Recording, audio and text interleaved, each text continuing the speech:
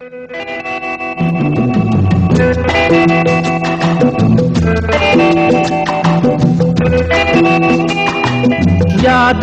की बारात निकली है आज दिल के द्वारे, दिल के द्वारे।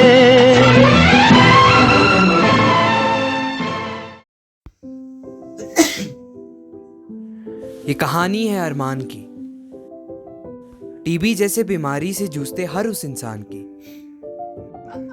हंसता खेलता स्वभाव था जिसका, हर परिस्थिति में मुस्कुराता था। लाख आती मुश्किलें मगर दोस्तों संग समय बिताता था। अरमान, जी हाँ अरमान, जैसा उसका नाम था वैसा ही स्वभाव रखना उसका अभिमान था। मेरी बारी है। ये ले यार, ये ले। चलो चलो। अरे यार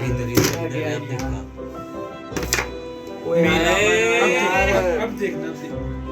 अच्छा तेरी तूने डाल दी? हाँ मैंने डाल दी यार। अरे पर फिर एक दिन टीबी ने उसे जकड़ लिया। उस बीमारी ने और उसके ख्यालों ने उसे पकड़ लिया। उस पर इसका ऐसा वार हुआ, शरीर तो था ही पर वो मानसिक रूप से भी बीमार हुआ।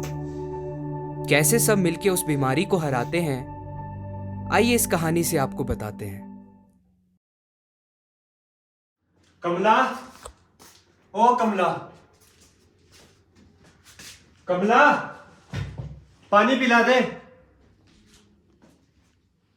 अरे कहाँ रह गई?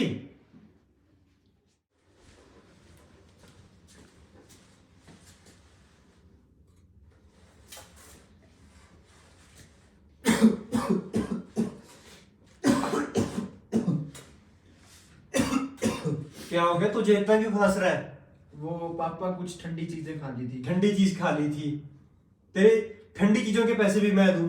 अब जब बीमार हो गए तो दवाइयों के पैसे कौन देगा? पापा जी। तेरे कॉलेज की फीस कौन भरेगा? पापा जी। हाँ? और जो हर हफ्ते नाच गाने लगे उसकी फीस कौन भरेगा? पापा जी। ठेका ले रखा मैं तेरा? पैसे कदाल लगी यहाँ पे?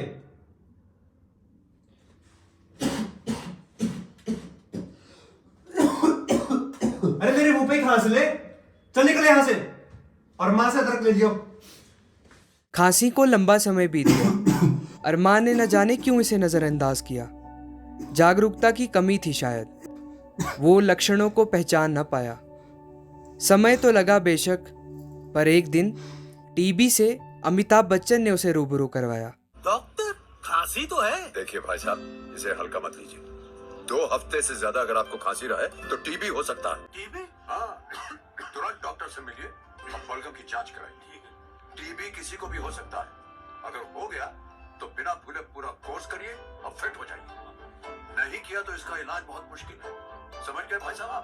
अरमान सब चीजें छोड़ के अगले दिन हॉस्पिटल चला गया। क्या दिक्कत है आपको?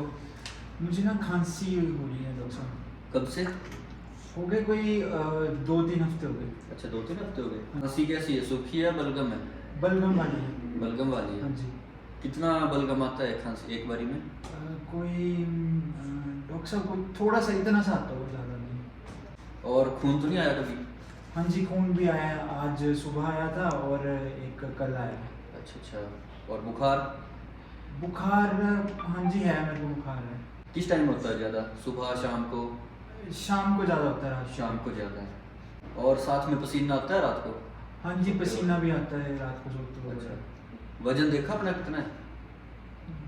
वजन तो नहीं देखा, लेकिन मुझे लग रहा है कि मेरा मतलब वजन कम हो गया है। अच्छा। कमजोरी सी फील हो रही है थोड़ी, और मेरे कपड़े भी ढीले हो गए हैं मेरे से। अच्छा अच्छा। कब से, जब से खांसी है तब से ही है? हाँ जी, तब से ही। अच्छा। और भूख? भूख तो लग ही नहीं रही है, बड़ी कम लग रही है। अच्छा अच्छा। एक एक्सरे आपका छाती का और बलगम की जांच है, तो ये करवा के ले आना है ना, रिपोर्ट्स लेके आना आप दोनों। हाँ जी ठीक है, ठीक है, धन्यवाद। ठीक है।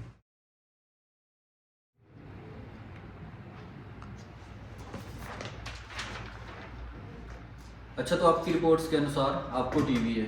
क्या टीबी? डॉक्टर साहब मुझे कैसे हो सकता है टीबी? अरे घबराओ मत, टीबी तो किसी को भी हो सकता है। तो मैं कुछ दवाइयाँ लिख रहा हूँ आपको। ये 6 महीने का कोर्स होता है, ये पूरा करना है और अच्छे से खाना खाना है, ठीक हो जाओगे आप। पर डॉक्टर साहब, एक तो घर वाले मेरी पढ़ाई बड़ी मुश्किल से करवा पा रहे हैं और ऊपर से ये दवाइयों का खर्च कैसे उठाएंगे वो? अरे सारा खर्चा तो सरकार उठाती है, दवाइयाँ सारी फ्री हैं। और इसके अलावा गवर्नमेंट ने एक स्कीम निकाली है, निक्षय पोषण योजना। उसके तहत हर महीने तुम्हारे अकाउंट में 500 रुपये आ जाया करेंगे, जो कि तुम्हारे अच्छे खाने के लिए होंगे। डॉक्टर साहब, लेकिन मैंने सुना है कि इसकी बड़ी ज़्यादा दवाइयाँ खानी पड़ती हैं। अरे वो तो पुरानी बात है, अब तो तुम्हें एक पत्ता मिलता है, उसमें एक गोली में सारी दवाइयाँ मिक्स होती हैं, तो तुम्हें वही खानी है। डॉक्टर साहब, क्या मुझे बार बार यहाँ पे आना पड़ेगा? अच्छा, अगर तुम्हें ज़्यादा दिक्कत हुई तो दिखाने के लिए आ जाना, वरना तुम्हारे एरिया की आशा वर्कर तो है ही, वो तुम्हारा पूरा ध्यान रखेगी। और रही दवाइयों की बात, तो वो तुम्हें उनसे मिल जाएंगी हर महीने, ठीक है? लेकिन कुछ बातों का ध्यान रखना, जिससे कि ये बीमारी तुम्हारे घर वालों को ना फैले या फिर किसी और को ना फैले। जैसे कि जब तुम खाना खाओगे तो अलग बर्तन में खाना, अपना बर्तन खुद धो दिया करना, और जब बाहर निकलो या घर वालों से भी बात करो तो मास्क लगा के रखना। अरमान ने डॉक्टर की सारी बातें सुनी और अपनी दवाइयाँ भी खाना शुरू कर दिया, पर फिर भी एक डर था उसे, जिसे वो मन ही मन छुपा रहा था। एक डर था उसे जो उसको बहुत सता रहा था। खौफ तो था उसे कि क्या वो इस बीमारी को हरा पाएगा, पर उससे ज़्यादा यह डर था कि क्या ये ज़माना उसे अपना पाएगा। अरे बहन जी, आपने सुना है क्या हुआ है? अरे ऐसी कौन सी बात है जो अभी तक मुझ तक ही नहीं पहुंची? अरे आपको पता है, रामलाल के बेटे को ना टीबी हो गया है, टीबी। मैं तो सोच रही थी जाके एक बार उनसे मिल आते हैं, अच्छा नहीं लगता ना ऐसे। अरे तेरा दिमाग खराब है? तुझे जाना है तो जा, मुझे तो अपने बच्चे और मेरी जान बहुत प्यारे है, मैं तो नहीं जा रही। हाँ। और भाइयों, क्या हाल है? अरे अरमान भाई, आओ बैठो। वैसे भी एक बंदे की कमी थी। चलो ठीक है। इधर आ, तेरे को पता नहीं है किसे टीबी है? ओ भाई पीछे, एक काम कर, पहले 8-10 मास्क लगा क्या, उसके बाद बैठना हमारे साथ। चल निकल।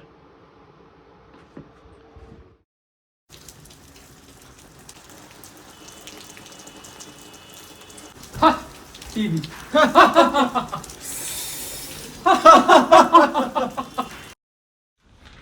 18, 19, यहाँ पे 20। मैं इसके साथ नहीं बैठ सकता, इसको टीवी है, मुझे भी हो जाएगा। अरमान, तुम एक काम करो, अपना पेपर लेके वहाँ लास्ट में बैठ जाओ, उस वाली चेयर पर।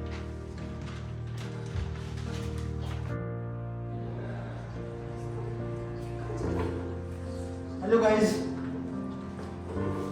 यार अरमान, तुम्हें पता है तुम बीमार हो, तुम वहां जाके बैठ जाओ ना।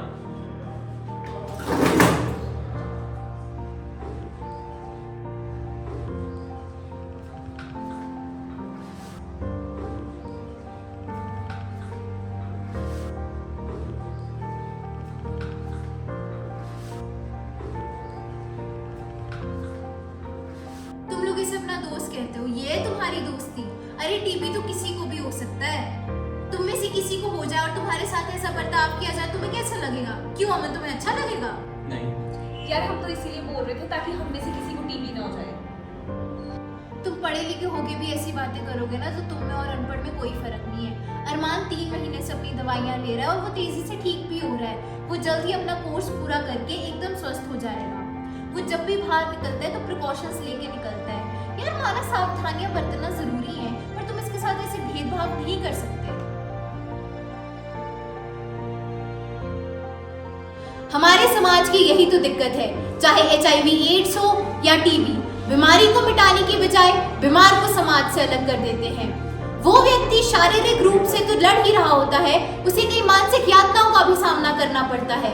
ऐसे में ये केवल सरकार की नहीं बल्कि हमारी भी जिम्मेदारी है कि सारी सावधानियां बरतते हुए उस बीमार व्यक्ति का ध्यान रखें और उसे एकदम से ऐसे अलग ना करें, क्योंकि तभी तो टीबी हारेगा, देश जीतेगा। Yes, we can and we will end TB। कि हाँ, टीबी एक जानलेवा बीमारी है, तभी तो इसे जड़ से मिटाना है। लाख होंगे जोखिम, मगर हमें बीमार को नहीं, बीमारी को हराना है।